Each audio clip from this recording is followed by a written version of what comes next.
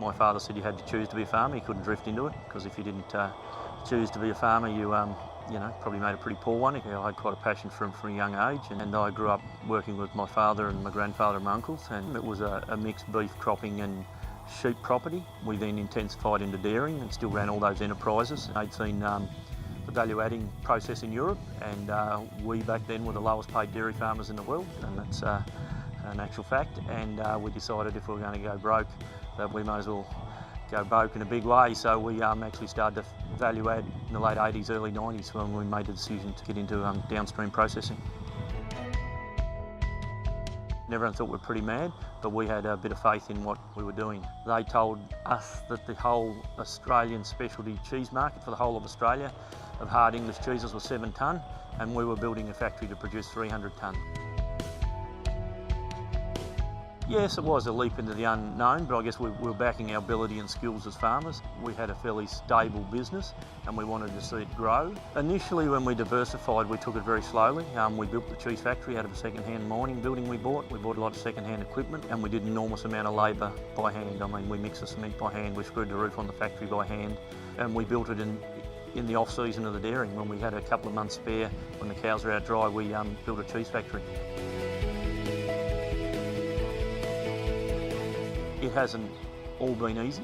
For a lot of years the farm subsidised the factory, and now we've grown it to a point where the factory can flatten out the fluctuations in price required to the farm. So it's been a long journey, and it's been interesting in that we've seen the public perceptions change to food and value adding at the whole time, because when we first started, people find it hard to realise, but there wasn't a food culture in Australia as there is now. That's only come in the last 10 years. So we've always been paddock to plate before it was fashionable. We've had control of the whole process, but it was also a way back then of keeping the cost down, because we could get the milk cheaply off the farm, we could do everything ourselves, we could utilise machinery, we could utilise some staff. We had some staff that milked in the dairy and then went and worked in the cheese factory. So yeah, it was just about utilising what we had and crawling and walking, and hopefully we're jogging now. We're a major employer in the community. We've got a lot of people that have worked with us for 20 odd years.